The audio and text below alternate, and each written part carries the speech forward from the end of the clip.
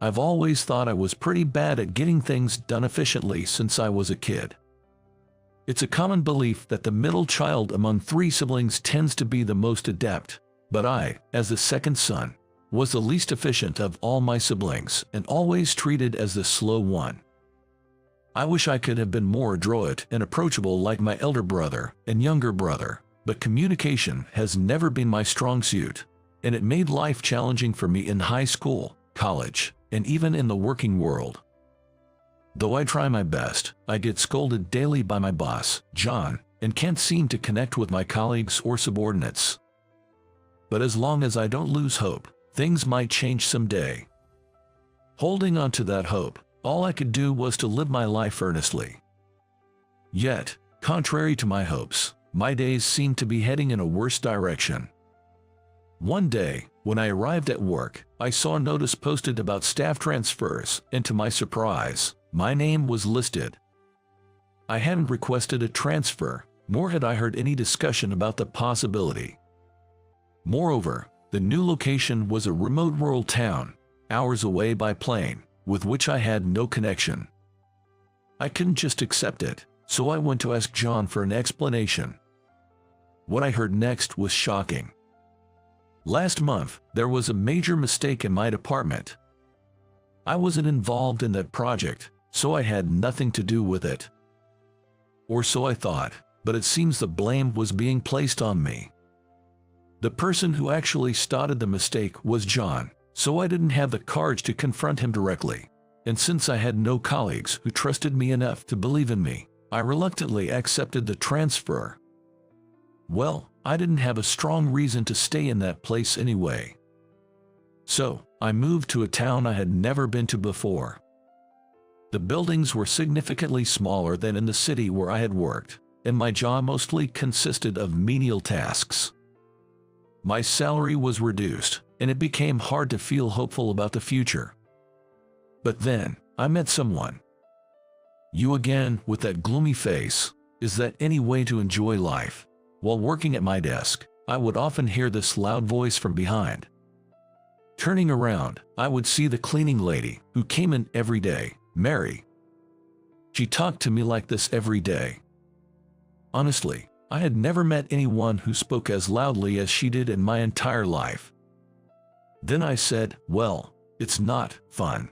"What? Can't hear you. You need to speak up if you want people to understand how you feel." I had never been interrupted like this either.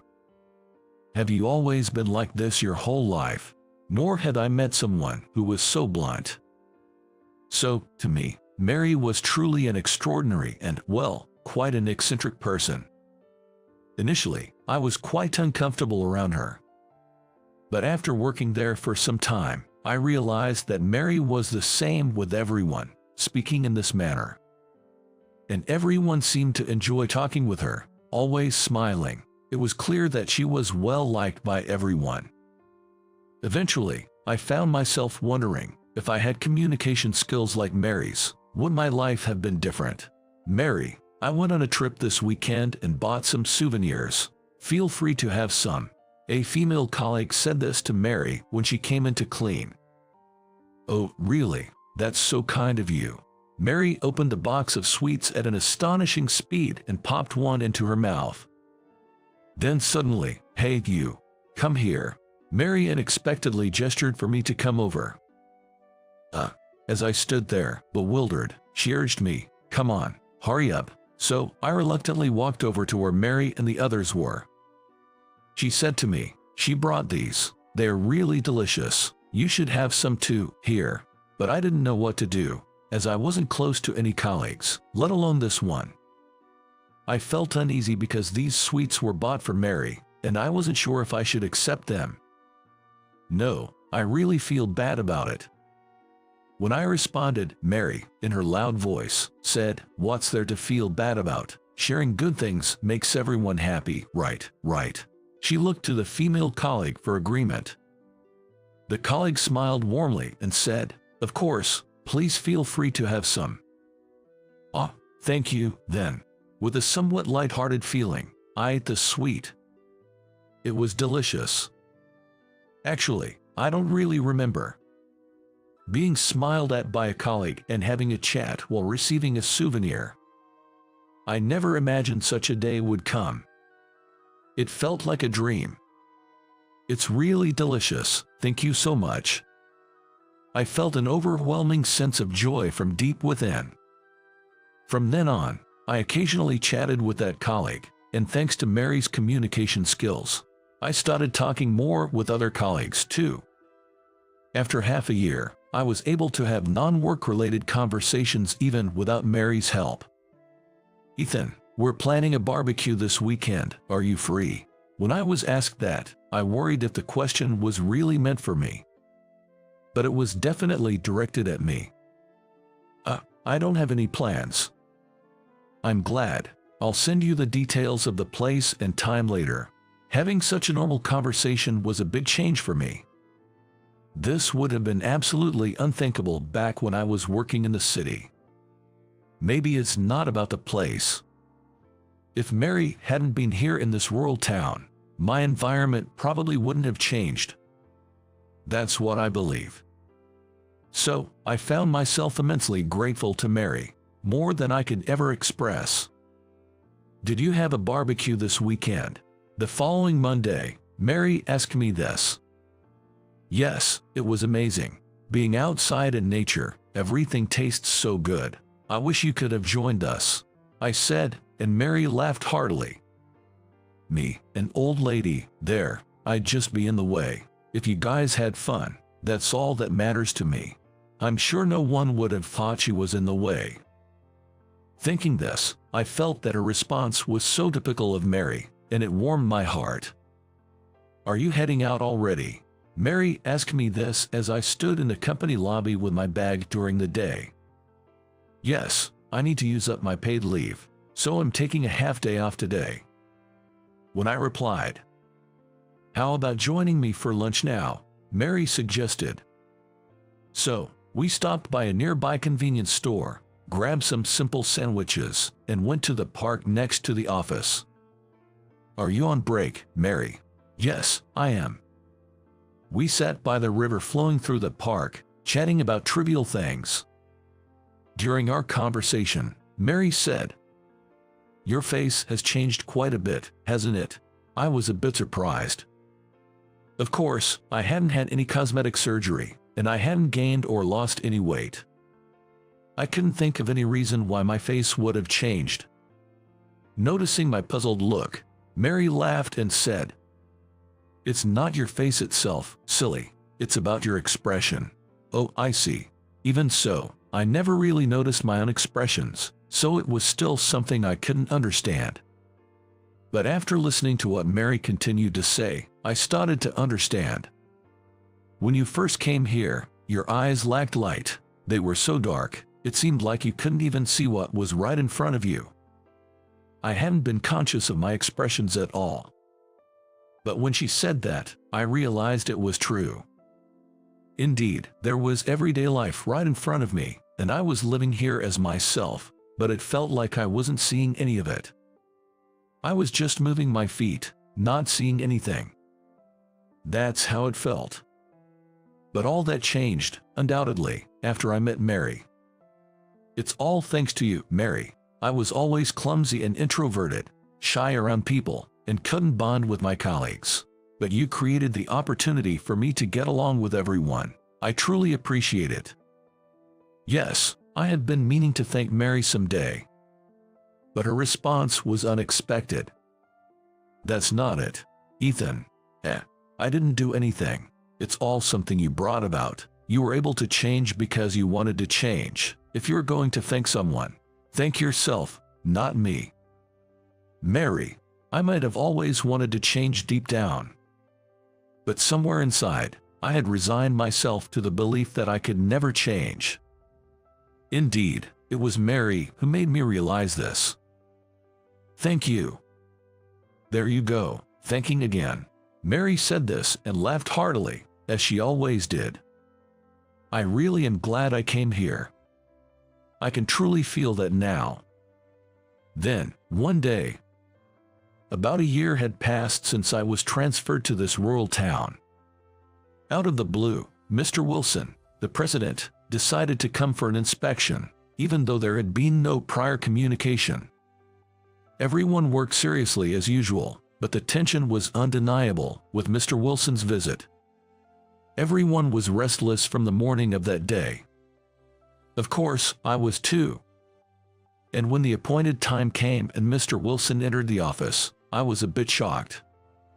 Next to Mr. Wilson was John, from my old apartment, the one who had blamed me for his mistake. From the atmosphere, it was clear he had been promoted after that incident. Of course, I understand that there must be reasons for a promotion, and that he had the necessary abilities, but it still felt hard to accept. I was definitely feeling bitter. Mr. Wilson and his group toured the office for a while, had discussions among the higher-ups, and I, just a regular employee, watched from a distance. Well, I didn't want to get involved, and to be honest, I didn't want to remember those times. While I was focusing on my work at my desk, thinking this, I sensed someone behind me. When I turned around, there was John. "Hey, long time no see." He greeted me with a face that showed no malice. "It's been a while," I thought to myself, how he could talk to me so nonchalantly. But I didn't have the courage to retort.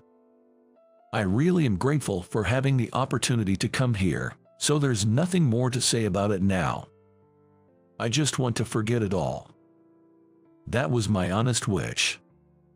Yet, you've been bravely working hard even after being transferred to this rundown branch. How admirable, he said. He said such things. Although it was a brief remark, it was packed with all sorts of sarcasm and spite. It was a humiliating statement, to the point where I couldn't even muster a forced smile. And yet, standing in front of John, I felt pathetic for not being able to respond. "Come on, say something back to him." That's what I was chanting inside my head when, "What, you have such a bad personality." That familiar voice came from behind. When John and I turned around in surprise, there was Mary. Huh. John didn't like her words and reacted badly. But Mary, unfazed as always, said, "You only have that to say to an employee who's working hard even in the countryside. I don't care how high and mighty you are. It's impressive you got promoted with that attitude." I was astounded. Of course, I was incredibly happy that Mary was standing up for me. But in my mind, a superior was someone who should never be opposed, a firmly established belief.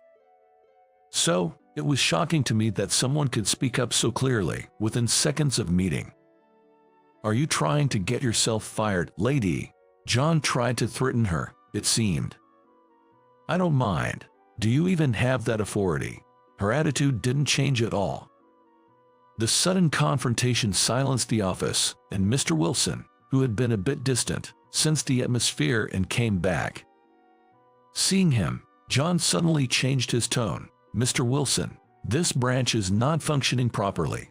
They show a bad attitude towards me and lack motivation in their work. To say such things not only about me but about unrelated employees as well. No, that's not true. Everyone here is really serious about their work." The only thing that came out of my mouth was such a pathetic response. If only I could respond clearly like Mary. Otherwise, he might fabricate lies like before and cause trouble for everyone in this company. Even thinking this, I felt my body trembling pathetically.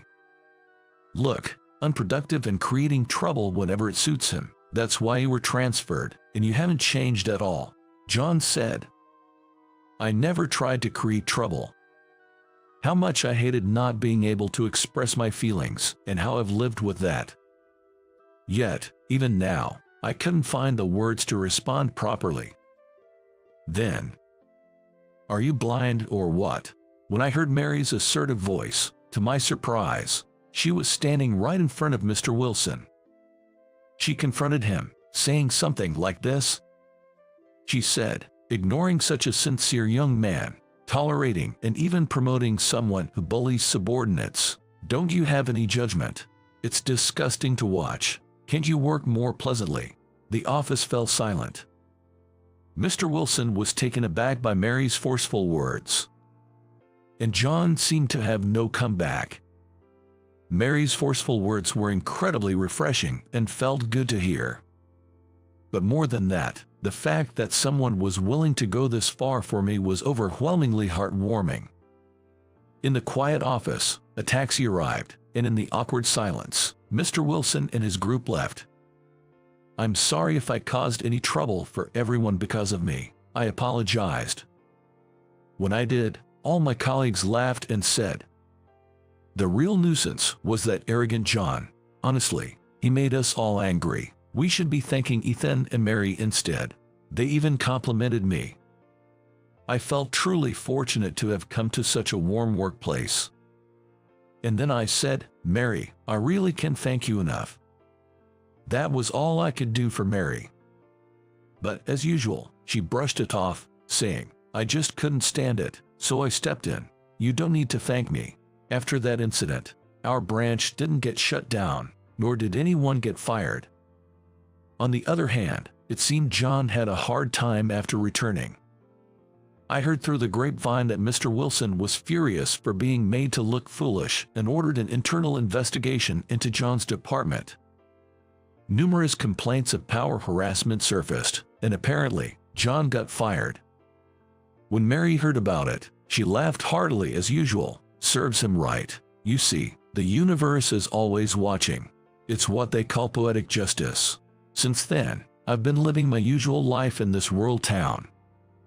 It's the complete opposite of my life in the city, but it seems to suit me. I find immense joy in living this everyday life. Since Mary gets mad if I try to thank her, lately I've been showing my gratitude for actions, like buying her gifts or inviting her to lunch. But I always think to myself, "Mary, thank you for teaching me the importance of finding happiness in the unchanging days. Truly, thank you."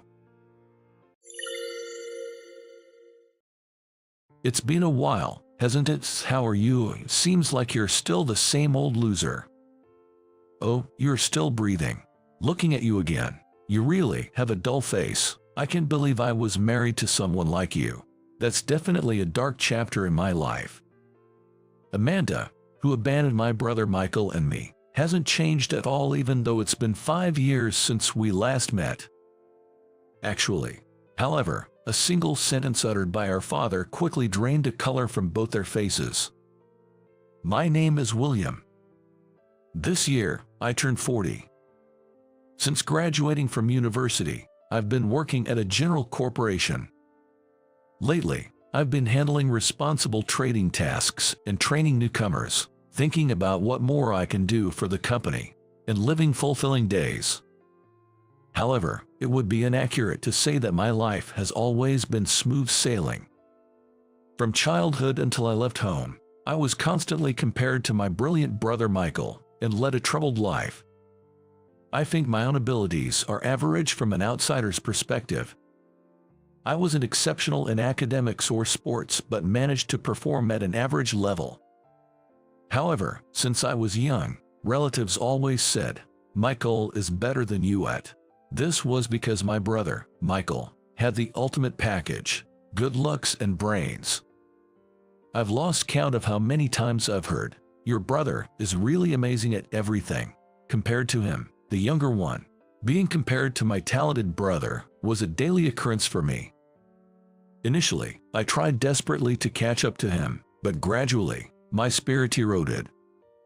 As a child, I couldn't say that my brother and I were close. We hardly have any significant memories together. He always seemed pleased with himself, reveling in being superior while I was inferior. "Come on, hand over that tour already." Since we were little, I can't remember how many times he took things from me. "Mom, Michael is taking my toys again." Even when I sought help from my parents, everyone seemed to side with Michael. He had always been good at ingratiating himself with those above him. That's probably why they never realized he was bullying me behind their backs. If you're so upset, why don't you try taking it back with your own strength? He would say this while looking down and laughing at me. Despite being favored most of the time, Michael never seemed to have a generous spirit. The only one who ever stood by me was our grandmother, with whom we lived. Whenever I received harsh words from my parents or was bullied by Michael, I would always go to my grandmother's room for comfort. "William is a kind child. Everything will be all right." My grandmother would always comfort me as I cried, often giving me sugar candies. The taste of my tears mixed with the sweetness of the candies in my mouth. "Grandma, these sugar candies are delicious." "That's good to hear. Come on, smile for me. Your smile suits you best, William." I always loved my grandmother's smile. As I grew older, I stopped crying, but I still spent a lot of time in my grandmother's room. Meanwhile, Michael smoothly passed his university entrance exams.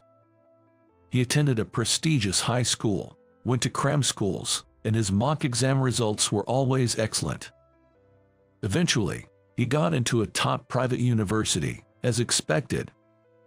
The first time Michael faced a setback was 2 years later when I got into a national university with a higher entrance standard than his.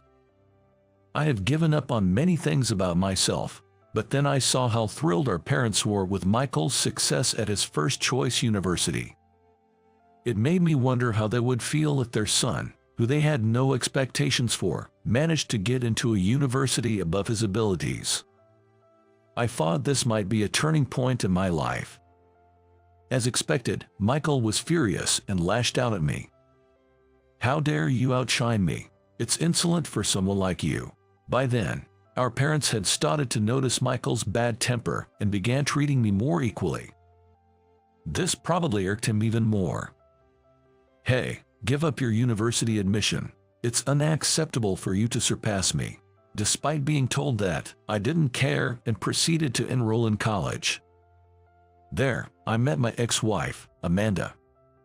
Amanda was a classmate of mine, and we were close enough to join the same club. She was a very sociable person, liked by everyone. At first, I was nervous being alone with Amanda, but she was charming and interesting to talk to.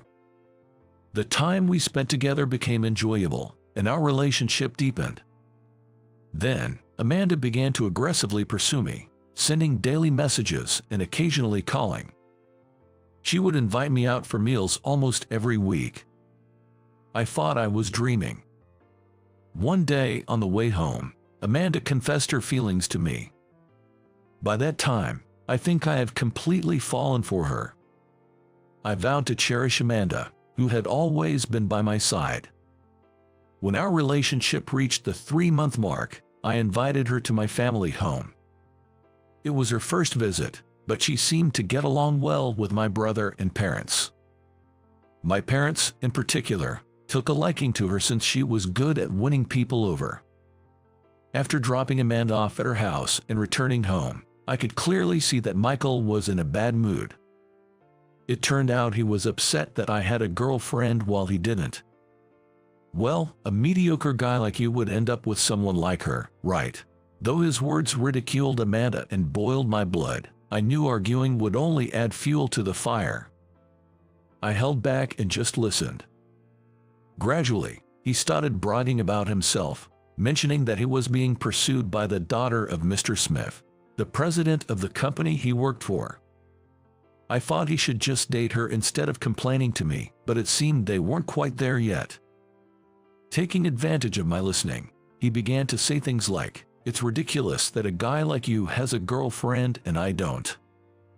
Michael's selfish words made me say, "That's just the way it is," but I could barely bear it. Since then, Michael often made snide remarks to me, which became quite tiresome.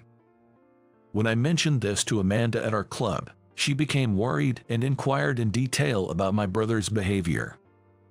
After some time, I happily married Amanda. Thanks to my diligent studies in college, I landed a job at a top company, and being a saver from a young age, I had a decent amount of savings. I thought I could now live happily ever after with Amanda. However, reality was not so sweet. Since we didn't cohabit before marriage, living together was a whole new experience for us, and we were still figuring things out. Meanwhile, one thing caught my attention. Amanda started coming home late. She would come home late at night on weekdays, and on weekends, she often went out for various reasons. During long weekends, she frequently went on trips with friends. Is your job really that busy that you come home late every day? Well, yes, I'm still a newcomer, so I can't leave before my seniors. Plus, I'm often invited to drinking parties. It can't be helped, right? Despite saying this, Amanda's late returns did not change. In fact, they seemed to worsen. She often returned home in the early hours of the morning. Additionally, when she was at home, she was constantly communicating with someone on her phone. She would laugh, show surprise, or blush while looking at her cell phone. Seeing Amanda always carrying her cell phone around, I started to feel a sense of unease. I wondered if it was normal to go to drinking parties so frequently. When I asked about the people she was drinking with, she never gave a clear answer, leading me to inevitably suspect something was amiss. Amanda, who are you going out drinking with every week? Are these really just work-related drinking parties? Why do you care so much? I thought we agreed not to be controlling. I really can't stand it when someone questions me like this. Her angry response surprised me, but since I still loved her, I pretended not to mind and let it go. As the days went on, I found myself wanting to see my grandmother and decided to visit my family home. I'm going to visit my parents for a bit. I mentioned this to Amanda, who was doing her makeup in the living room. She quickly turned around, surprised. What? Why? I want to come too. I felt a bit uneasy about Amanda's reaction. We rarely spent holidays together. I've asked her out on dates several times, but she's always turned me down. Moreover, is it normal to be so eager to visit someone's family home like this? Feeling suspicious, I asked Amanda. We're going to visit Grandma, right? I don't mind you coming along, but didn't you have something to do today? Oh, I want to meet your grandma too. My plans weren't that important, so it's fine. I'll get ready. Just wait a bit. Despite my suspicions about Amanda's unusually cheerful demeanor, I was looking forward to catching up with my grandmother, whom I hadn't seen in a while. Upon arriving at the family home, instead of heading to my grandmother's room with me, Amanda sat down in the living room and started using her phone. Aren't you coming to Grandma's room with me? Not now. You go talk to Grandma, she replied. After being told so, I headed to my grandmother's room.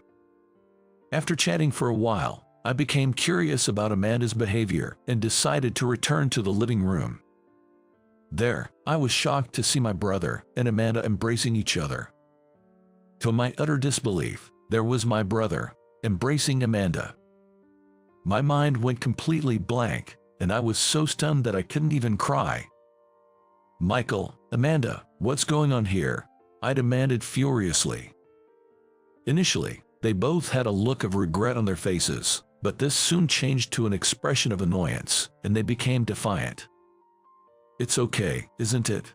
We were planning to tell you eventually. Let's just say it today. Amanda said this as she wrapped her arm around Michael's. Tell me, what do you mean? I'm dating Michael, so I can't be with you anymore, she confessed. That's right. Of course, she'd choose me over you, Michael said with a smirk.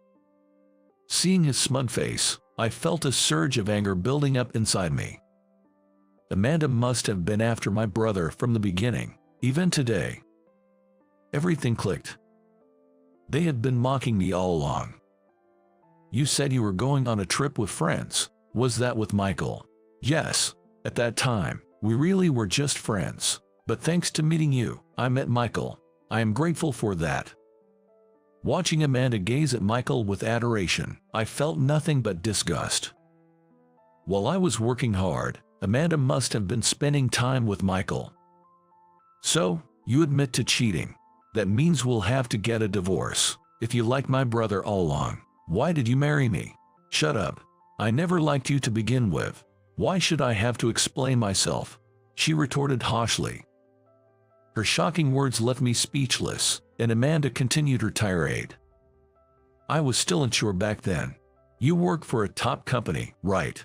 But when I heard Michael was starting his own company, I decided to follow him.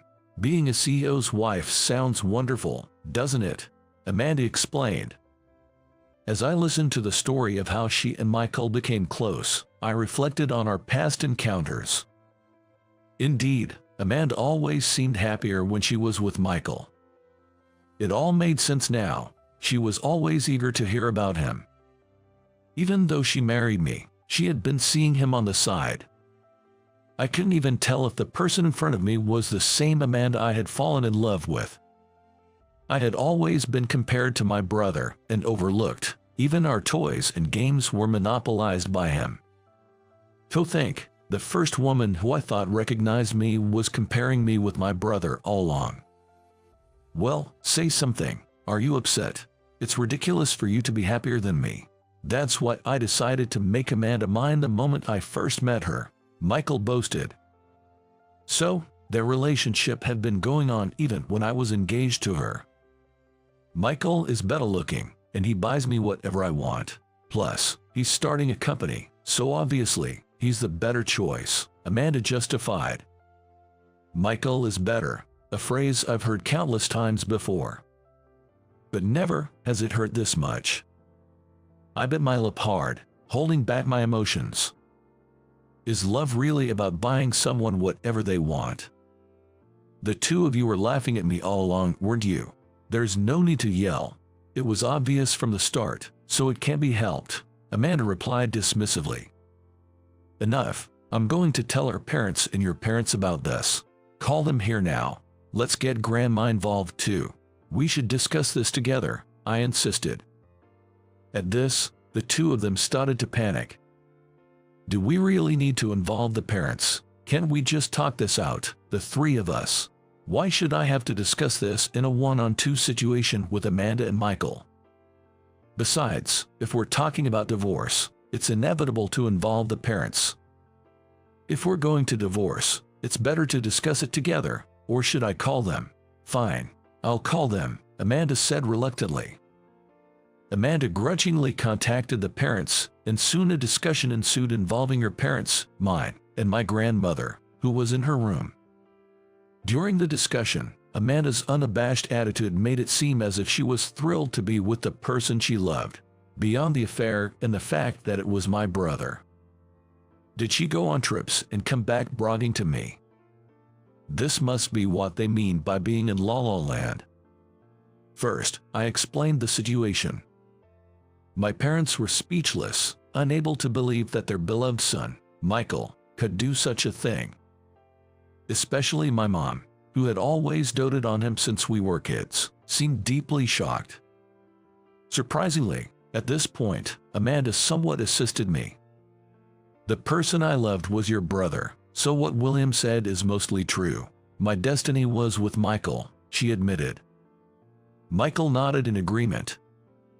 They must have decided on this defiant approach together. It was actually convenient for me, as it saved me the effort of convincing our parents. What shocked me more were the words of Amanda's mother. Let's not worry, everyone. They are still young and should be free to love who they want. We don't mind whether it's the older brother or the younger one, as long as Amanda is happy, she said. Amanda's father nodded in agreement. Taking advantage of his parents' absurd stance, Michael began to speak arrogantly. Amanda and I were destined to be together, and obviously, I am far superior to my brother. She realized that, and that's why this isn't Amanda's fault but rather my brother's inadequacy, he declared. His nonsense didn't stop there. When Amanda reciprocated my feelings, I was overjoyed. William doesn't understand the happiness of having her by his side. It's clear that I can cherish her more than he ever could, he continued. Amanda's parents were moved by his words, mistaking this affair for some kind of touching story. To my amazement, Michael continued to spin this narrative of a love story, while I stood there in shock. My parents were silent, not knowing how to react. It must have been a shock for them too. That's when my grandmother's angry voice filled the room. Do you two have any idea what you've done? The room fell into a hushed silence. Normally gentle and kind, my grandmother's anger was far more fearsome than my father's. No one dared to speak. Listen, are you two really going to support these heartless people? If so, I'll leave this house with William, she declared. Spurred by these words, my parents seemed to snap back to reality, and my dad spoke with a firm tone. Having a relationship with your own brother's wife is inexcusable. I will never accept it. If you divorce William and then marry this woman, our relationship as father and son is over. What are you talking about, Dad? Stop joking, Michael retorted. I'm not joking. You brought this upon yourself, my dad replied sternly. Michael was at a loss for words under our dad's harsh stance. My mom, looking straight at Michael, did not defend him. To think I'm pitied for being disowned by my own dad, Michael lamented. I was astonished at his words. It's understandable he's shocked to hear that from our dad, but it's just like him to only think of himself in this situation. And then Amanda sided with Michael. It's too much. I intended to divorce William anyway, so that's fine, but cutting ties with Michael is terrible, she complained. Both my parents and I thought it was they who were awful. Amanda's mother was nodding tearfully in agreement. Michael, responding to our dad's words, turned to our parents and declared, So, Dad and Mom are siding with William, the son who was always inferior. I'll cut ties with you then, as long as I have Amanda. I don't need anyone else. He stormed out with Amanda, hand in hand, leaving us speechless. Amanda's parents apologized and left. Soon after, my parents apologized to me. We're sorry for not believing you sooner. We just couldn't imagine it, and it was wrong to always compare you to Michael when you were kids, they said regretfully. My mom, tearfully, apologized to me. You turned out to be a wise and upright person despite being born into a family with such parents and a brother like that, she said. There's no need for you to apologize, Dad. I'm sorry for causing such a disgraceful dispute among siblings, I replied.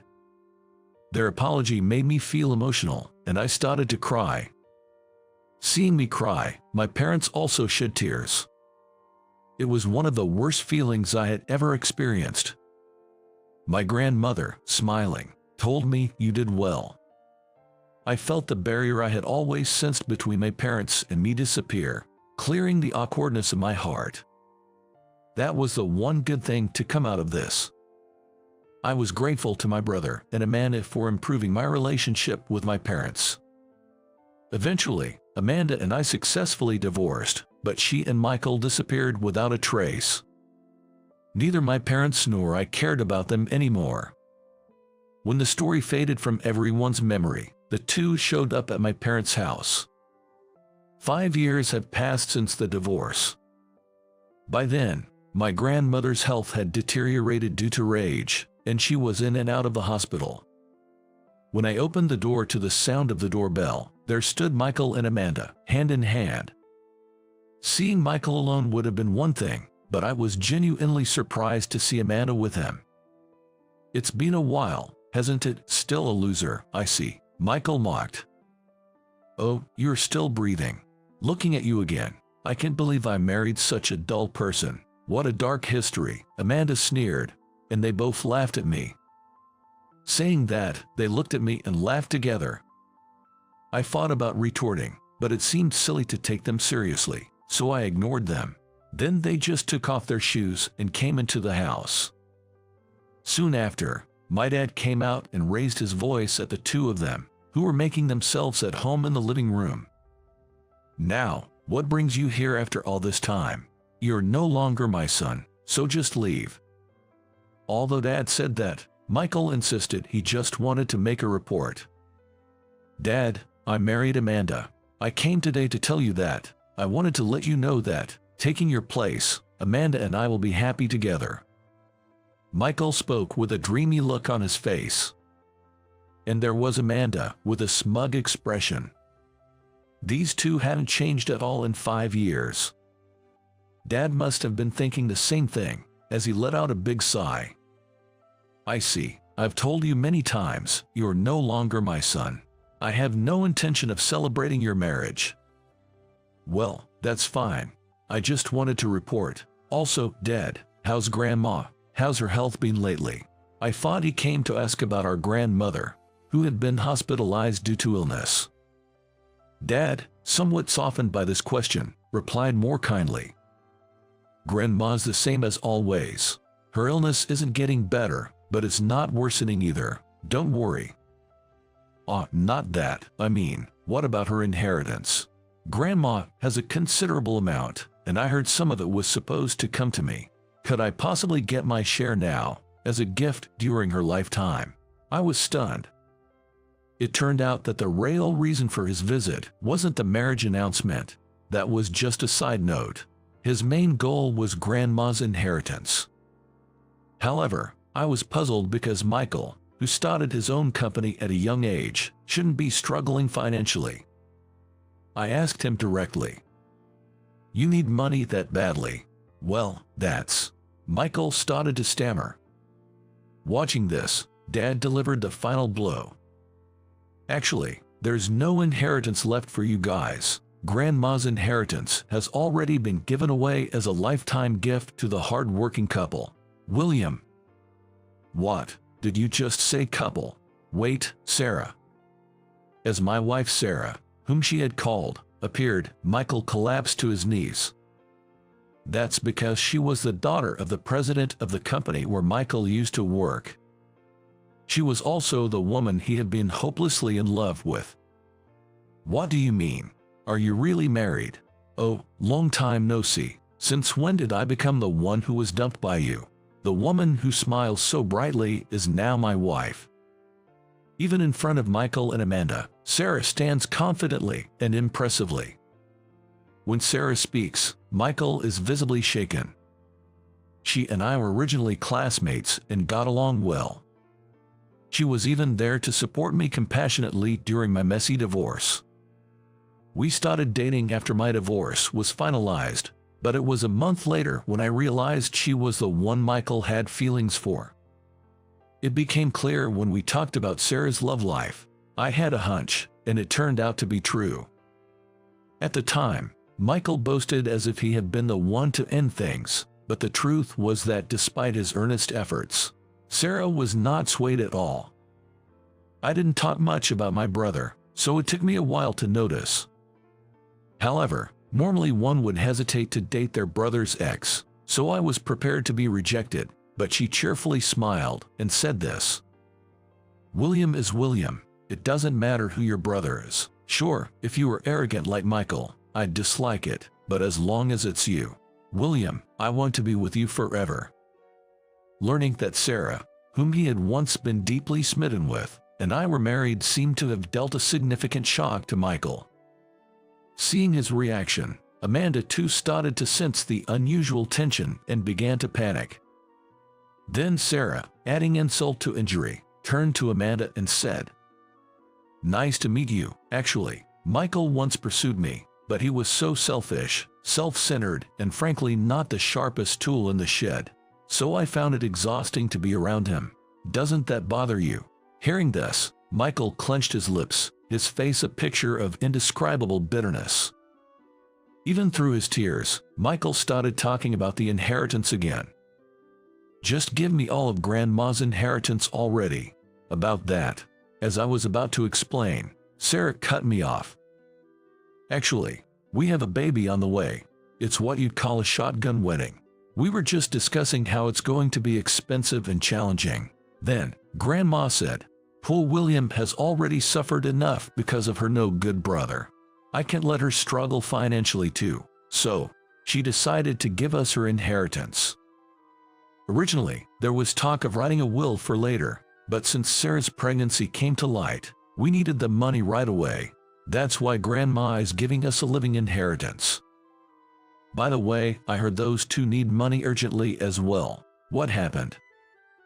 Could it be that something's gone wrong with the company Michael started? I feel like I've just rubbed salt into the wound. Apparently, the company went bankrupt, and they're drowning in debt. Desperate, they came to our place, eyeing Grandma's inheritance. Hearing this, my dad spoke quietly. So, it's true. What goes around, comes around. Anyway, we don't have any money to lend you to. You're just reaping what you sowed with William. That's all there is to it. How can you say that? Michael is your son too. How can you not help your own son in such trouble? Outsiders, please stay out of this. My mom interjected. I know it's hard to say this under these circumstances, but I'm actually glad you two came back. Amanda and Michael. You both made William go through so much. I talked to our family lawyer, Michael, using my connections. He said that it's only right for William to receive alimony due to the divorce. My mom's words must have sounded like a lifeline to my brother. Relieved, they listened intently to her. Amanda and Michael, because of you two, William suffered a lot. After consulting Michael, he said it's only fair that William receives alimony. Their faces drained of color as they understood what my mom meant. It's a tough situation, but that's separate. Make sure you pay William the alimony. My mom's voice rose in excitement as she spoke. Stunned by my parents' scolding, the two of them blinked rapidly, trembling and speechless. I didn't ask for alimony when I divorced Amanda. I just didn't have the heart for it and wanted to distance myself from them. But later, my mom suggested I claim alimony. After seeing my brother and his wife trying to exploit even Grandma's money, I decided to go through with it. You'll hear from Michael soon. We'll discuss the rest with him. With those final words from me, they left, shakily making their way out. Thanks to Grandma's living inheritance, Sarah and I have been able to lead a comfortable and happy life. Sarah juggles work while diligently taking care of the household and our child every day. We had a baby girl. She's a spitting image of Sarah, a beauty in the making. It feels like we have two angels at home, which makes work even more rewarding. I've just been promoted. My parents often come over to play with their granddaughter. They bring toys, which is nice, but as Sarah laughs, we're running out of space to put them. My brother and ex-wife went off the radar again after that. The only time we heard from them was when they shamelessly came begging for money. Please, I'm begging you, can you lend us some money, even just a little? Michael knelt at the doorstep, without a hint of shame. I crouched down to meet his eyes. Michael, do you really need a loan that badly? His eyes lit up, but I had to tell him the hard truth. Sorry, but I can't lend you the money. If you need money, you should find a part-time job or figure something out on your own. The same words he always used to say to me as a kid. He left, red-faced and biting his lip, a clear sign that he remembered those words too. Since then, they haven't come to our place or even visited our parents' home. They might be relying on Amanda's family now, but either way, they're probably living a tough life. As for me, I'm enjoying a happy life with Sarah and our daughter. Grandma, we're here to visit. Oh my, how adorable. Grandma, who had been feeling low, perked up with the birth of her great-granddaughter. She's a good girl, just like William. Grandma spoke to our daughter with a smile. Sarah and I watched this heartwarming scene, cherishing the happiness of being surrounded by our loved ones.